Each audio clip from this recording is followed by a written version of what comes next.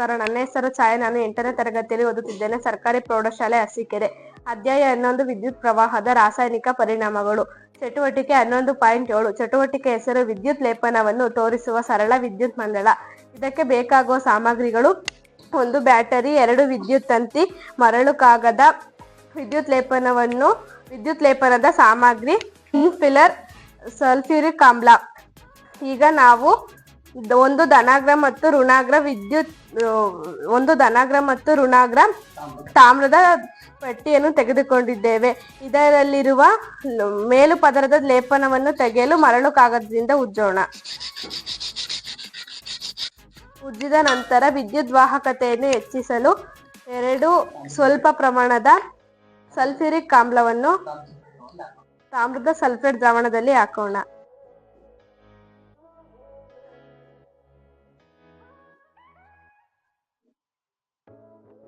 ಇದನ್ನು ಮಿಶ್ರಣ ಮಾಡೋಣ.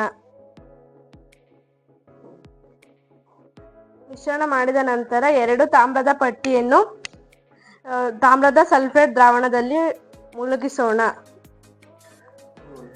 ಮುಳುಗುವಂತೆ ಇಟ್ಟು ವಿದ್ಯುತ್ ಪ್ರವಹಿಸುವುದನ್ನು 15 ನಿಮಿಷಗಳ ನಂತರ ನಾವು ಗಮನಿಸೋಣ.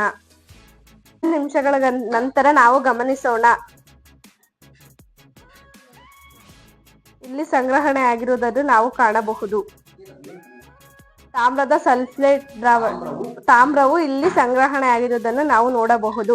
ತಾಮ್ರದ ಸಲ್ಫೇಟ್ ದ್ರವಣದ ಮೂಲಕ ವಿದ್ಯುತ್ ಶಕ್ತಿಯು ಹರಿದಾಗ ತಾಮ್ರ ಮತ್ತು ಸಲ್ಫೇಟ್ ಅಯಾನುಗಳಾಗಿ ವಿಭಜನೆಯಾಗುತ್ತದೆ.